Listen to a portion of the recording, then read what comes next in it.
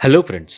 ఈ వీడియోలో మనం ప్రపంచంలోనే అతిపెద్ద కంపెనీల్లో ఒకటైన హోండా కంపెనీ గురించి, అలాగే ఆ కంపెనీ స్థాపించిన సుచిరో హోండా ఈ కంపెనీ పెట్టడానికి ఎన్ని కష్టాలు ఎదుర్కొన్నారు అనే విషయాలు తెలుసుకుందాం. వీడియోలోకి వెళ్లే ముందు ఛానల్ని సబ్స్క్రైబ్ చేయండి, వీడియోని లైక్ చేసి షేర్ చేయండి. 1906 జపాన్లోని మౌంట్ ఫోజీ దగ్గరలోని ఒక చిన్న గ్రామంలో జన్మించాడు సుచిరో హోండా. హోండా తండ్రి ఆ గ్రామంలో వెల్డింగ్ పనులు చేస్తూ పార్ట్ టైంగా సైకిళ్లు రిపేర్ కూడా చేసేవారు. సుచిరో హోండాకి 5 అన్నలు అక్కలు ఉన్నప్పటికీ అనారోగ్య కారణాల వల్ల మరణించారు. చిన్నప్పటి నుండే అతి గారాబంగా పెరిగిన హోండాకి చదువు మీద పెద్దగా ఇంట్రెస్ట్ ఉండేది కాదు. తనకి తన తండ్రితో కలిసి సైకిల్ రిపేర్ చేయటం మీదే ఎక్కువగా ఇంట్రెస్ట్ చూపించేవాడు. తనకి 8 సంవత్సరాల వయసు ఉండగా తన స్నేహితులతో కలిసి ఆడుతూ రోడ్డు మీద ఒక 4 చక్రాల వాహనం వెళ్లటం గమనించాడు. ఆ వాహనం ఫోర్డ్ మోడల్ టీ అనే కార్. ఆ కారును చూసిన హోండా ఆశ్చర్యానికి గురయ్యాడు. ఆ రోజు నుండే హోండాకి కార్ల మీద, మెకానికల్ పార్ట్స్ మీద ఇంట్రెస్ట్ మొదలైంది. హోండాకి 16 సంవత్సరాలు ఉండగా జాబ్ గురించి ఒక యాడ్ న్యూస్ పేపర్లో చూశాడు. ఆర్ట్ షోకాయ్ అనే ఆటోమొబైల్ సర్వీస్ కంపెనీ టెక్నీషియన్స్ కావాలి అనే యాడ్ ప్రచురించింది. వెంటనే హోండా జాబ్కి అప్లై చేస్తూ ఒక లెటర్ రాశాడు. అది తక్కువ సమయంలోనే రిప్లై కూడా వచ్చింది. దానితో హోండా చదువుని, తన తల్లిదండ్రులను వదిలి టోక్యోకి వెళ్ళాడు. అయితే హోండా అనుకున్నది ఒకటి, అక్కడ జరిగింది ఇంకొకటి. తను పనిచేయడానికి వెళ్లిన కంపెనీ యజమాని హోండాని క్లీనింగ్ పనుల్లో ఇంకా బేబీ సిట్టింగ్ పని చేయమని చెప్పాడు. అన్నీ వదిలి వచ్చేసిన హోండాకి తన గ్రామానికి తిరిగి వెళ్ళటానికి సిగ్గేసి ఇంకా ఏమీ చేయలేక కొన్ని నెలల వరకు ఆ క్లీనింగ్ పనులే చేశాడు. కొంతకాలం తర్వాత హోండా వర్క్షాప్ పనులు కూడా చేయటం మొదలుపెట్టాడు. మొదటి నుండి రిపేర్ పనుల మీద బాగా ఇంట్రెస్ట్ ఉండడంతో చాలా త్వరగానే పనులు నేర్చుకున్నాడు. చాలా తక్కువ వ్యవధిలోనే రకరకాల కార్ల గురించి, వాటి పార్ట్స్ గురించి అవగాహన పెంచుకున్నాడు. ఆ సమయంలోనే ఆర్ట్ షోకాయ్ 2 రేస్ కార్లను కూడా తయారు చేసింది. ఇందులో మొదటి కారు ఆర్ డైల్మర్, ఇంకా రెండవది కర్టిస్. ఈ 2 కార్లలోనూ యూజ్డ్ ఇంజన్లు వాడే తయారు చేశారు. వీటితోనే 1924లో జరిగిన జపనీస్ మోటార్ కార్ ఛాంపియన్షిప్లో మొదటి ప్రైజ్ గెలుచుకున్నారు. అప్పటిదాకా ఒక మంచి మెకానిక్గా ఉన్న హోండా ఈ రేస్లో పాల్గొన్న డ్రైవర్తో కలిసి ఒక ఇంజనీర్గా పనిచేశాడు. ఈ రేస్తో హోండా కార్లను తన మతం చేసుకున్నాడు. అలా కొన్ని సంవత్సరాల వరకు మెకానిక్గానే పనిచేశాడు హోండా. తనకి 22 సంవత్సరాల వయసు వచ్చాక, అంటే 1928లో తన కంపెనీ ఓనర్ వేరొక బ్రాంచ్ ఓపెన్ చేసి దాన్ని నడిపే బాధ్యతలు హోండాకి అప్పచెప్పాడు.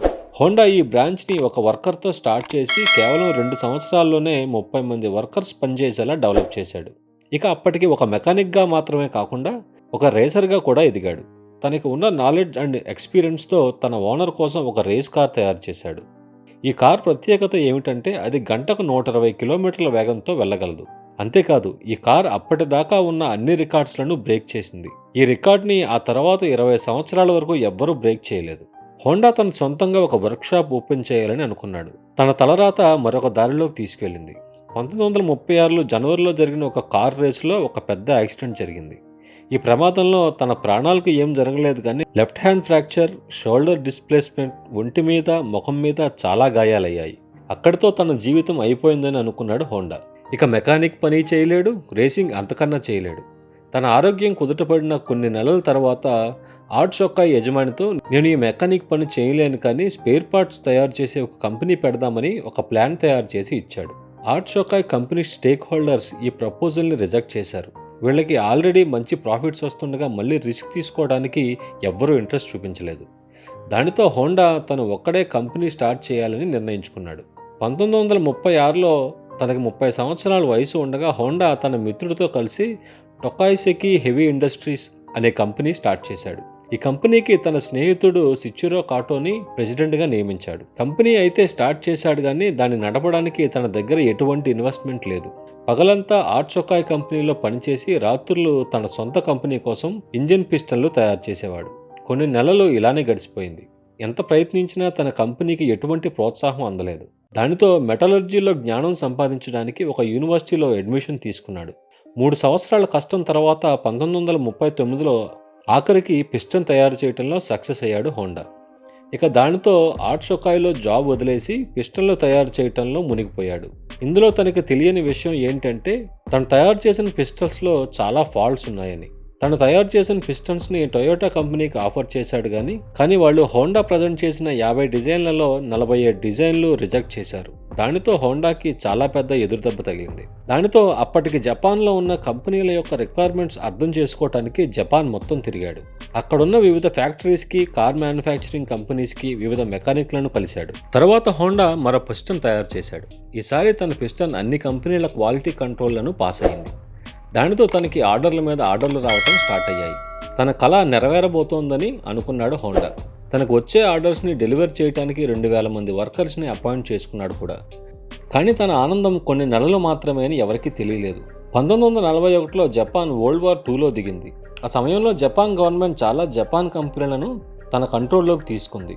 అందులో ఈ హోండా కంపెనీ కూడా ఉంది. హోండాని డౌన్గ్రేడ్ చేసి తన కంపెనీలోనే సీనియర్ మేనేజింగ్ డైరెక్టర్ని చేశారు. తన కంపెనీలో పనిచేసే చాలామంది వర్కర్స్ని మిలిటరీ సర్వీస్కి పంపడంతో ప్రాబ్లమ్స్ ఇంకా ఎక్కువయ్యాయి. అలా 3 సంవత్సరాలు గడిచింది. చివరికి 1944లో జరిగిన ఒక ప్రమాదం హోండా కన్న కలలన్నీ నాశనం చేసింది. అప్పుడు జరుగుతున్న ఎయిర్ రైడ్లో ఒక బాంబు హోండా ఫ్యాక్టరీ మీద పడటంతో తన ఫ్యాక్టరీ మొత్తం పేలిపోయింది. ఆ యుద్ధంలో జపాన్ ఓటమికి దగ్గరలో ఉండగా 1945లో 2 న్యూక్లియర్ అటాక్స్ల వల్ల జపాన్ దేశం వెన్ను విరిగినట్టయింది. దానితో జపాన్ అమెరికన్స్కి సరెండర్ అయిపోయారు. యుద్ధం ఆగింది కానీ హోండా తనకి ఉన్న సర్వస్వం కోల్పోయాడు. తన దగ్గర ఉన్న కొద్దో గొప్ప అసెట్స్ని 4,50,000 యోన్లకి టొయోటా కంపెనీకి అమ్మేశాడు.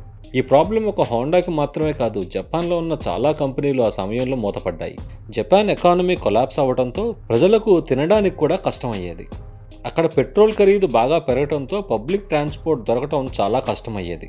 దానితో అక్కడ ప్రజలు సైకిళ్ల మీద ఆధారపడేవారు. ఆ సమయంలోనే హోండాకి జపనీస్ ఇంపీరియల్ ఆర్మీ యొక్క చిన్న ఇంజిన్ దొరికింది. ఈ ఇంజిన్తో ఆర్మీ వాళ్ళు వైర్లెస్ రేడియో నడిపేవారు. హోండా తన అలవాట్లో భాగంగా ఈ ఇంజిన్ని ఒక సైకిల్కి ఫిట్ చేయగలిగితే ఎలా ఉంటుంది అని ఆలోచించాడు. అప్పటికే జపాన్ ఆర్థిక పరిస్థితి బాగోక అక్కడ ఇబ్బంది పడుతున్న ప్రజలకు అతి తక్కువ ఖర్చుతో పనిచేసే ఈ సైకిల్ ఐడియా చాలా బాగా నచ్చింది. దానితో ఈ సైకిళ్ల డిమాండ్ బాగా పెరిగింది. ఆ డిమాండ్లను ఫుల్ఫిల్ చేసే ఇంజిన్లు లేకపోవడంతో హోండా ఒక కొత్త ఇంజిన్ని తయారు చేశాడు. హిస్టరీలో హోండా లోగో ముద్రించిన మొట్టమొదటి వెహికల్ ఇదే. ఈ సైకిళ్లను మాస్ లెవెల్లో తయారు చేయడానికి తన దగ్గర డబ్బులు లేక హోండా 18,000 షాప్ కీపర్స్కి ఒక ఓపెన్ లెటర్ రాశాడు. హోండా మీద తమకు ఉన్న నమ్మకంతో 3,000 మంది హోండాకి పాజిటివ్ రిప్లై ఇచ్చారు. అంతేకాదు అడ్వాన్స్గా డబ్బులు కూడా ఇచ్చారు. ఆ తర్వాత 3 సంవత్సరాలలో సూపర్ కప్ అనే మోటార్ సైకిల్ కూడా లాంచ్ చేశాడు హోండా. ఈ మోటార్ సైకిల్ లాంచ్ అవ్వడంతోనే దుమ్ము రేపేసింది. ఇది ఎంత సక్సెస్ అయ్యిందంటే 1958లో అమెరికా మోటార్ బైక్స్ అయిన ట్రయంఫ్, హార్లీ డేవిడ్సన్ సేల్స్ని కూడా దాటేసింది. రేస్ అంటే చాలా ఇష్టం ఉన్న హోండా ఒక రేస్ బైక్ని తయారు చేశాడు. ఎక్కడ రేసులు జరిగినా హోండా అక్కడికి వెళ్ళి ఆ బైక్ల గురించి ఇన్ఫర్మేషన్ రాబట్టేవాడు. ఈ రేసులు ఆ బైక్ కంపెనీలకు మార్కెటింగ్ టూల్స్గా ఉపయోగపడేవి. కొన్ని సంవత్సరాలనే హోండా కంపెనీ తన మొదటి బైక్ రేస్ని తయారు చేసింది. ఈ బైక్కి 1962లో జరిగిన ఇంటర్నేషనల్ రేసింగ్ కాంపిటీషన్లో ఫస్ట్ ప్లేస్ వచ్చింది. ఈ రేస్ హోండా పేరుని ప్రపంచమంతటా ఫేమస్ చేసింది. 1960లలో హోండా కంపెనీ ప్రపంచంలోనే నెంబర్ 1 మోటార్ బైక్ కంపెనీగా ఎదిగింది. 62 సంవత్సరాల వయసు వచ్చేసరికి హోండా చాలా సక్సెస్ఫుల్ అయ్యాడు. కానీ చిన్ననాటి తన కళ కార్లు తయారు చేయటం, అది ఇప్పటిదాకా జరగలేదు. ఇక కార్లు చేసే కంపెనీ స్టార్ట్ చేద్దాం అనుకున్నాడు. చాలామంది దీనికి అంగీకరించలేదు. కానీ హోండా ఎవ్వరి మాట వినలేదు. అప్పటికే జపాన్లో టొయోటా, నిసాన్ లాంటి కంపెనీలు ఈ బిజినెస్లో చాలా ముందున్నాయి. హోండా తన మొట్టమొదటి కార్ T360 అనే పికప్ ట్రక్ లాంచ్ చేశాడు. ఇది ఫెయిల్ అవడంతో S500 అనే స్పోర్ట్స్ కార్ని లాంచ్ చేశాడు. ఇది కేవలం 1300 యూనిట్లు మాత్రమే అమ్ముడుపోయింది. తరువాత కొన్ని నెలల పాటు చాలా రకాల డిజైన్స్ రిజెక్ట్ అవడంతో చివరికి 1972లో హోండా సివిక్ లాంచ్ చేశాడు హోండా. ఈ మోడల్ కారు ఇప్పటికీ ప్రపంచం అంతటా ఫేమస్. 1980 వచ్చేసరికి హోండా కంపెనీ జపాన్లోనే 3వ లార్జెస్ట్ కంపెనీగా ఎదిగింది. కేవలం 10 సంవత్సరాల్లోనే ఈ కంపెనీ ప్రపంచంలోనే 3వ అతిపెద్ద కంపెనీగా ఎదిగింది. ఇప్పుడు ఈ హోండా కంపెనీ కార్లు, బైకులు, బోట్ ఇంజన్లు, ప్లేన్ ఇంజన్లు ఇంకా చాలా రకాల పవర్ టూల్స్ తయారు చేస్తుంది. సుచిరో హోండా సివిక్ రిలీజ్ చేసిన మరుసటి సంవత్సరం అంటే 1973లో కంపెనీ నుండి రిటైర్మెంట్ తీసుకున్నాడు. ఆగస్టు 5, 1991లో మరణించారు. ఈ వీడియో మీకు నచ్చిందని అనుకుంటున్నాను. ఈ వీడియోని లైక్ చేసి షేర్ చేయండి. సబ్స్క్రైబ్ చేయటం మాత్రం మర్చిపోద్దు. Thanks for watching.